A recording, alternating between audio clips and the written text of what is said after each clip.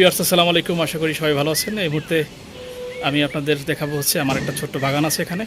সেই বাগানটা আজকে ঘুরে ঘুরে দেখাবো।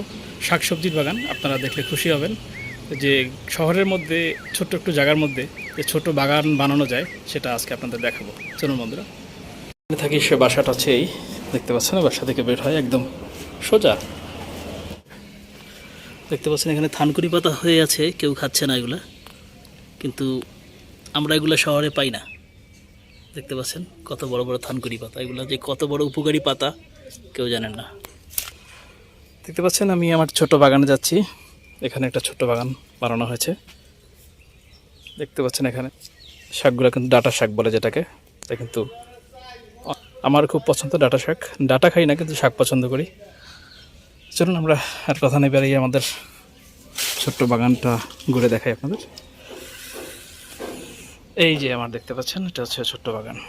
দেখতে পাচ্ছেন বাগানটা পুরোপুরি আপনাদের একটু দেখাই। দেখতে পাচ্ছেন এই যে পাশে হচ্ছে আপনার পদ্মার পাড়, পদ্মা নদী পাশে, এই পাশেই হচ্ছে ছোট একটা বাগান। দেখতে পাচ্ছেন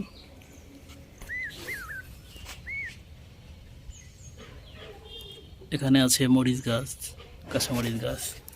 দেখতে পাচ্ছেন এখানে পুঁই শাক গাছ, এগুলো আটি লাগানো হয়েছে। ডাঁটা গাছ দেখতে পাচ্ছেন এখানে। তারপর আরও অনেক গাছ লাগানো হয়েছে। মাঝে মাঝে আপনার ঢেঁড়স গাছ কিন্তু আছে। এই যে গাছগুলো হচ্ছে ঢেঁড়স গাছ।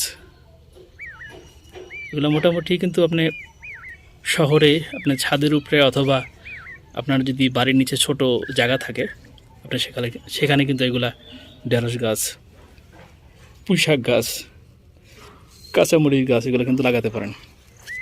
দেখতে পাচ্ছেন এখানে কিন্তু বেশ ভালোই দেখতে পাচ্ছেন এখানে ঢেঁড়সের কিন্তু একটা ফুল হয়েছে। দেখতে পাচ্ছেন বেশ ভালো সুন্দর একটা ঢেঁড়সের ফুল দেখা যাচ্ছে।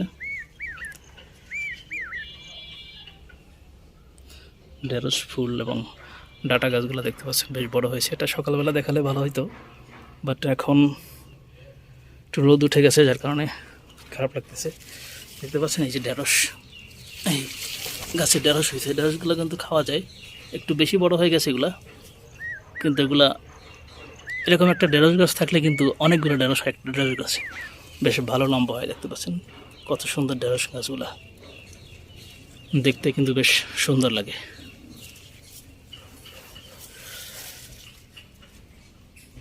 তারপর মরিচ গাছ লাগানো হয়েছে। মরিচ গাছে কিন্তু তেমনটা মরিচ হয় নাই, দেখতে পাচ্ছেন। মরিচ গাছে দেখতে পাচ্ছেন হয়েছে, মরিচের ফুল ধরেছে, বাট মরিচ তেমন একটা হয় নাই। প্রচুর রোদ, যার কারণে মরিচ বেশি হয় না, কিন্তু একটু একটু মরিচ দেখা যাচ্ছে, দুই একটা মরিচ। ঢেঁড়স গাছে দেখতে পাচ্ছেন ভালোই ফুল হয়েছে।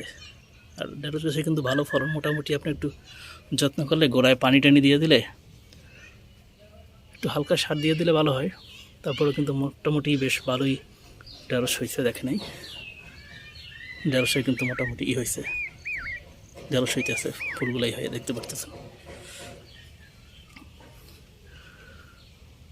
আপনারা যদি পারেন এরকমের ঘরোয়া পরিবেশে নিজের বাড়িতে ছোট একটা শাকসবজির বাগান করেন, তাহলে মোটামুটি এটা দিয়েই কিন্তু খাওয়া যায়, শাকসবজি আর কেনা লাগে না।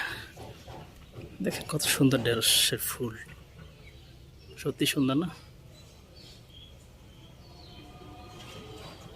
খুব ভালো লাগে কিন্তু ঢেঁড়সের ফুল টুল দেখতে।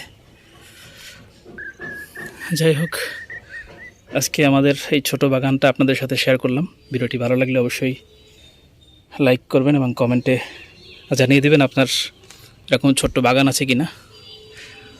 তো সেই পর্যন্তই ভিডিওটি এখানেই শেষ করলাম। সবাই ভালো থাকবেন। আসসালামু আলাইকুম।